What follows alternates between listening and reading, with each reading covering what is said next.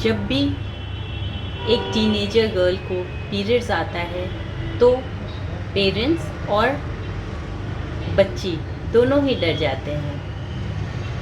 उनके मन में मिक्स फीलिंग्स होती है, अब कैसे हैंडल करेंगे सब।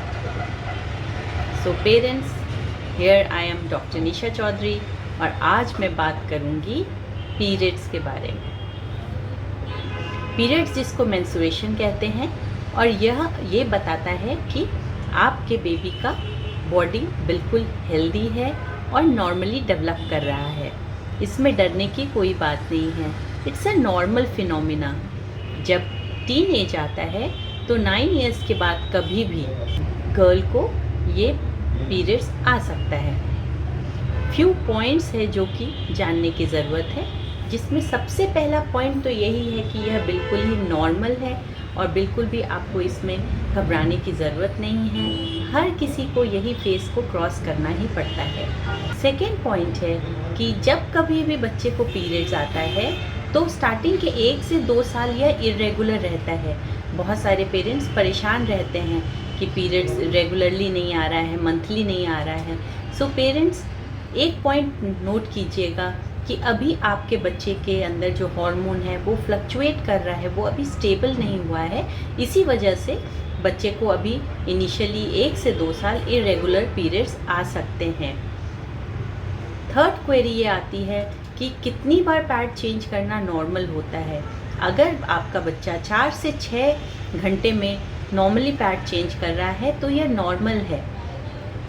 ये पीरियड्स 5 to 7 डेज तक एक्सटेंड कर सकता है इनिशियली, मगर यदि यह पीरियड्स 8 डेज से ज़्यादा हो या फिर 1 से 2 घंटे में सडनली आपको लगे कि आपका बच्चा बार बार पैड चेंज कर रहा है और उसकी वजह से उसे बहुत ज़्यादा चक्कर आना या वीकनेस हो रही है, then definitely you should see a doctor. इसमें हाइजीन का बहुत ज़्यादा रोल होता है। अपने बच्चे को रेगुलरली एरिया को क्लीन करने के लिए सिखाएं। उसको कोई हार्श केमिकल वहाँ अप्लाई करने की ज़रूरत नहीं है। उसको उस एरिया को मॉइस्चराइज करके रखें। उसके अलावा नैपकिन को टाइम टू टाइम चेंज करते रहें ताकि वहाँ पे बैड स्मेल या बैक्टीरिया का ग्रोथ ना हो। फोर्थ पॉइंट जो है जिसके लिए बहुत ज़्यादा लोग परेशान रहते हैं कि मैडम मेरे बच्चे के पेट में दर्द होता है, कमर में दर्द होता है, क्या करें। तो ऐसा है कि जब बच्चे को पीरियड्स आता है या किसी को भी पीरियड्स आता है तो हमारे बॉडी में एक हार्मोन या केमिकल रिलीज़ होता है जो कि आपके यूट्रस को कॉन्ट्रैक्ट करता है, जिससे कि पीरियड्स का फ्लो आता है। तो हल्का पेन या हल्का कमर दर्द नॉर्मल है।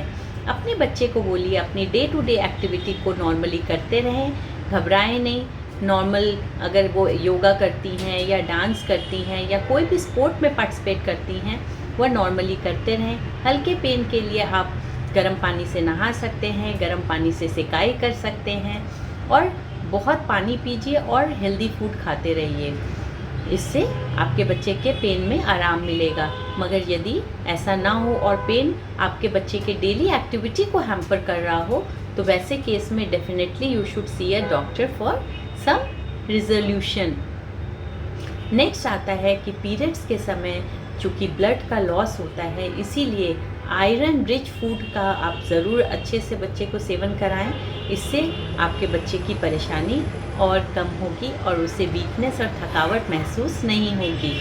सो when you need to see a doctor, अगर बहुत ज़्यादा हैवी ब्लीडिंग हो रही हो, प्रोलॉन्ग ब्लीडिंग हो रही हो, सीवियर पेन हो रहा हो, तो आप डॉक्टर से मिलके सलाह लें। उसके अलावा अगर आपके बच्चे का पहला पीरियड्स आया है और अपने बच्चे को आप एक्सप्लेन नहीं कर पा रही हैं, सो डेफिनेटली आप डॉक्टर से मिलें। वो आपके बच्चे को काउंसिल करेंगे, जिससे आपकी परेशानी और बच्चे की परेशानी दूर हो जाएगी।